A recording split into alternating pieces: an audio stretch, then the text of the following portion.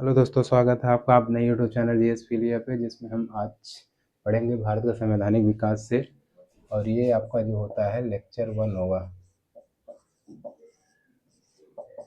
Lecture 1 होगा भारत के संवैधानिक विकास से। इससे पहले हमने यूपीएसआई के सिलेबस को देखा, यूपीएसआई की जीएस के सिलेबस को देखा, और उसके बाद हमने संविधान को देखा कि संविधान क्या है, संविधानवाद क्या है, संविधान के प्रकार क्या है, संविधान जरूरी क्यों है, राज्य व्यवस्था को हमने देखा, थोड़ा थोड़ा देखा था।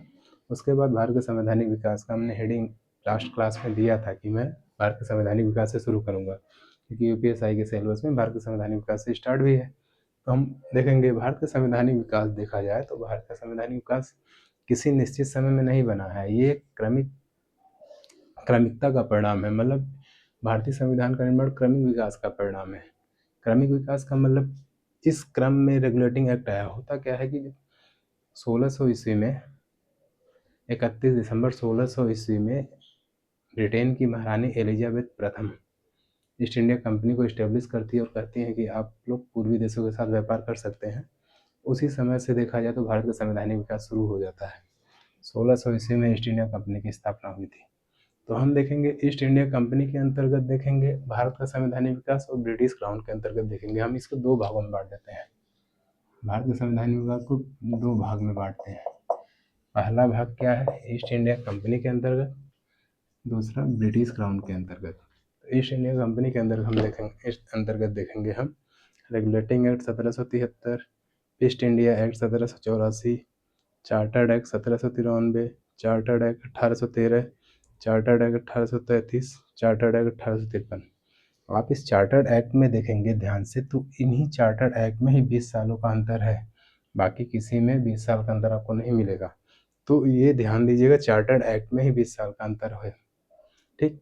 अगर हम ब्रिटिश क्राउन के अंतर्गत देखते हैं भारत का संवैधानिक विकास, तो भारत शासन अधिनियम 1858 आता है। उसके बाद भारत परिषद अधिनियम 1861 आता है। उसके बाद भारत परिषद अधिनियम 1892 आता है। उसके बाद भारत परिषद अधिनियम 1909 आता है, जिसको माल्य मिंटो सुधार भी कहा जाता है। भारत परिषद अधिनियम 1919 आता है, जिसको मांटेग्यू चेम्सफोर्ड सुधार कहा जाता है। भारत परिषद अधिनियम 1935 आता है, और हमारे संविधान का मैक्सिमम चीज भारत परिषद अधिनियम 1935 के अकॉर्डिंग लिया गया है। ये बाकी आगे जब आएगा तो डिटेल से पढ़ा जाएगा और इनके बारे में पढ़ा जाएगा। मार्ले मिंटो कौन थे, मांटेग्यू चेम्सफोर्ड कौन थे। बाकी भारत स्वतंत्रता अधिनियम 1947 इसके अकॉर्डिंग 15 अगस्त 1900, इसके बाद भारत 15 अगस्त 1947 को आज़ाद हो जाता है, और 26 जनवरी 1950 को भारतीय संविधान को लागू कर दिया जाता है। ठीक। तो ये था आज का भारत का संवैधानिक विकास के बारे में लेक्चर 1। बाकी हम नेक्स्ट क्लास में रेगुलेटिंग एक्ट 1773 से पढ़ेंगे, और बाकी सब पढ़ेंगे, बढ़िया से पढ़ेंगे, डिटेल पढ़ेंगे।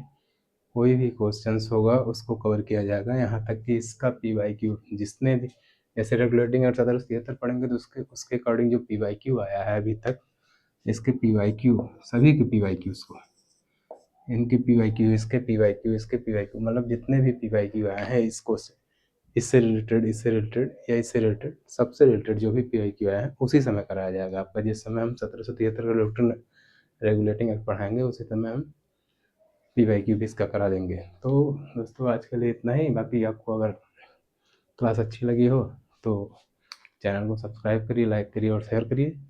और बस आज के लिए इतना ही। थैंक यू, धन्यवाद।